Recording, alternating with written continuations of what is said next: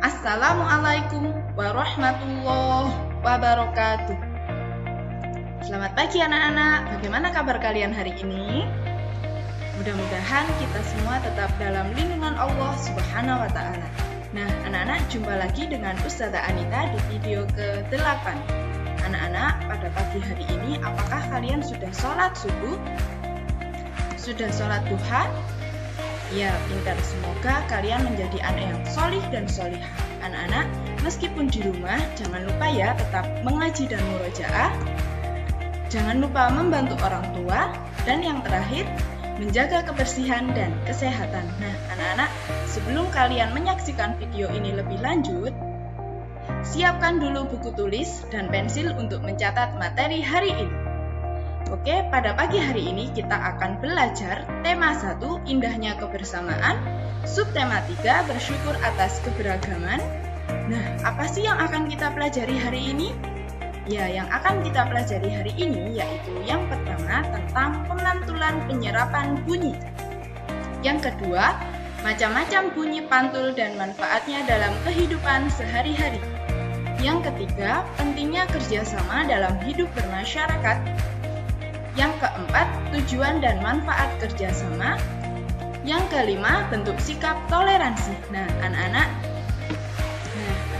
sebelum kita belajar, marilah kita berdoa terlebih dahulu. Berdoa mulai. Rabbi zidni ilma warzuqni fahma. Amin. Alhamdulillah, mudah-mudahan ilmu yang kita dapatkan hari ini bermanfaat untuk masa depan. Pemantulan dan penyerapan bunyi. Ingatkah kalian bahwa bunyi memerlukan penghantar untuk bisa terdengar? Ya, media penghantar untuk perambatan bunyi. Di video sebelumnya kalian sudah mengetahui atau mempelajari tentang media penghantar untuk perambatan bunyi. Nah, apakah itu? Masih ingat? Iya, media penghantar untuk perambatan bunyi yaitu yang pertama ada udara, yang kedua ada zat cair, yang ketiga ada benda padat.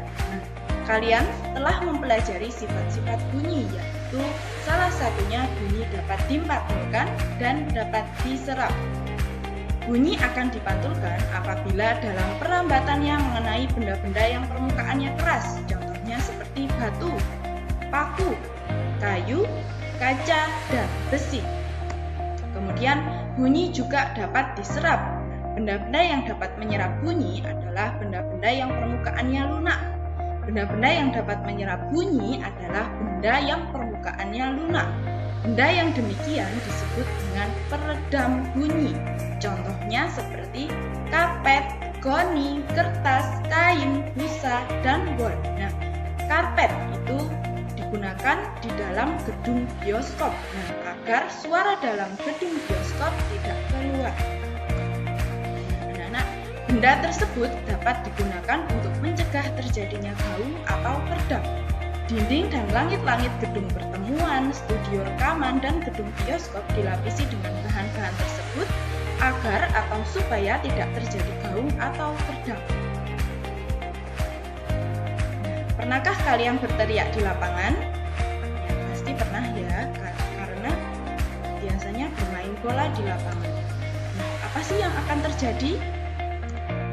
Bandingkan dengan berteriak di kamar mandi. Apa perbedaannya? Ya, perbedaannya adalah bunyi pantul yang dihasilkan. Nah, adapun macam-macam bunyi pantul. Yang pertama yaitu gaung atau kerdam. Gaung atau kerdam yaitu bunyi pantul yang terdengar bersamaan dengan bunyi asli. Gaung atau kerdam yaitu bunyi pantul yang terdengar bersamaan dengan bunyi asli yang belum selesai terucapkan, sehingga bunyi pantul tersebut mengganggu bunyi asli dan tidak jelas. Gaung atau kerdam dapat terjadi jika jarak dinding pantul dekat dengan sumber suara. Nah, contohnya yaitu suara di dalam bioskop. Di dalam bioskop itu menggunakan bahan peredam, contohnya seperti karpet, agar suara pantul tidak menyebar keluar ruangan bioskop. Yang kedua ada suara di dalam studio. Nah, ini sama dengan suara yang ada di dalam bioskop. Yang ketiga, berteriak di dalam kamar mandi. Yang kedua ada gema. Gema yaitu bunyi pantul yang terdengar setelah bunyi asli diucapkan. Gema yaitu bunyi pantul yang terdengar setelah bunyi asli diucapkan. Gema terjadi apabila jarak dinding pantul dari sumber suara. Gema sering terjadi di gua, lembah, dan bukit-bukit yang jaraknya jauh serta permukaannya keras dan padat. Contohnya yaitu bunyi pantul yang dihasilkan oleh dinding antar bangun dan dasar suatu ruangan. Nah, adapun manfaat dalam kehidupan sehari-hari yaitu biasanya digunakan untuk mengukur kedalaman laut. Nah, dengan menggunakan alat khusus untuk mengukur kedalaman laut. Alat tersebut kemudian mengeluarkan gelombang suara dari atas permukaan laut dan alat tersebut akan mendeteksi kedalaman laut melalui pantulan gelombang suara yang dilepaskan. Anak-anak, manusia adalah makhluk sosial, karena itu manusia tidak dapat bertahan hidup dengan mengandalkan orang lain. Sejak lahir hingga meninggal, manusia memerlukan bantuan orang lain. Nah, dengan adanya gotong royong, kasih sayang, diskusi itu merupakan contoh memerlukan orang lain. Kerjasama itu sangat diperlukan di dalam kehidupan masyarakat. Apa sih pentingnya kerjasama dalam hidup bermasyarakat? Salah satu bentuk kerjasama adalah diskusi. Diskusi itu merupakan pertemuan beberapa orang untuk bertukar pendapat mengenai suatu hal. Saat berdiskusi, kita harus menghormati pendapat orang lain. Nah, adapun manfaat saling menghormati pendapat, yaitu 1. Terciptanya kerukunan dan kebersamaan. 2. Menambah pengetahuan. 3. Permasalahan lebih mudah diselesaikan. 4. Kita akan dihormati orang lain.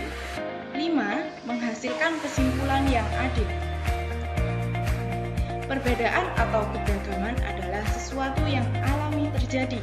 Misal, kita berbeda dengan teman atau saudara kita.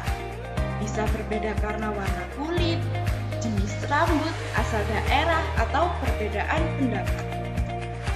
Cara menjaga persatuan dan kesatuan. Yang pertama yaitu tidak mudah marah. Kalaupun marah, harus tetap dengan alasan yang benar dan harus dikontrol. 2. Tidak menjelek-jelekan orang yang berbeda dengan kita. 3. Mengapresiasi atau memberikan penilaian secara baik terhadap orang yang berbeda. 4. Saling ingat mengingat tentang manfaat persatuan dan kesatuan dan mengingatkan tentang bahaya perpecahan. Nah, anak-anak, adapun tujuan dan manfaat kerjasama, yaitu yang pertama, setiap pekerjaan kelompok itu pasti akan cepat selesai jika dilakukan dengan bekerja sama. Tujuannya yaitu untuk mencapai kesepakatan bersama dan menghargai satu sama lain. Kemudian manfaatnya yaitu yang pertama, membuat pekerjaan menjadi lebih mudah dan cepat selesai. 2. Dapat menyelesaikan kesulitan bersama. 3. Meningkatkan rasa persatuan dan kesatuan. Yang keempat, menjalin rasa persaudaraan dengan masyarakat sekitar. Nah, anak-anak, adapun bentuk sikap toleransi. Setiap manusia itu memerlukan bantuan orang lain dan hidup bersama-sama dengan orang lain untuk memenuhi kebutuhan hidupnya. Salah satunya yaitu dengan menerapkan sikap toleransi terhadap warga masyarakat yang berbeda suku dan agama. Nah, apa sih itu toleransi? Nah, di video sebelumnya kalian sudah belajar tentang apa itu toleransi. Ya, benar. Toleransi adalah sikap menghargai orang lain yang berbeda dengan kita. Toleransi adalah sikap menghargai orang lain yang berbeda dengan kita. Nah, adapun bentuk sikap toleransi yaitu yang pertama, menerima dan menghargai suku, agama, budaya, dan adat istiadat orang lain. Yang kedua yaitu menggunakan bahasa Indonesia yang baik dan benar dalam berkomunikasi dengan orang lain. 3. Membiasakan hidup rukun dengan pemeluk agama lain. 4. Membiasakan sikap menghargai dan menghormati pemeluk agama. Adalah tugas kalian di rumah, yaitu tugas 1. Ayo berdiskusi, bacalah teks pada buku paket tematik tema 1 halaman 142. Kemudian jawablah pertanyaan di bawahnya. Pertanyaan dan jawaban disalin di buku catatan tematik. Nah, tugas 2. Tulis kembali soal di buku tulis tematikmu, kemudian jawablah dengan tepat pertanyaan-pertanyaan di bawah ini. Tugas 3. Kerjakan LKS tema 1 pada kegiatan di bawah ini. Tugas 1 dan tugas 2 difoto atau dilampirkan di Google Classroom. Tugas 3 langsung dikerjakan di LKS, tidak perlu dilampirkan di Google Classroom. Nah, anak-anak, sekian video pembelajaran hari ini. Ustazah ucapkan semangat belajar. Sekian video pembelajaran hari ini. Terima kasih. Wassalamualaikum warahmatullahi wabarakatuh.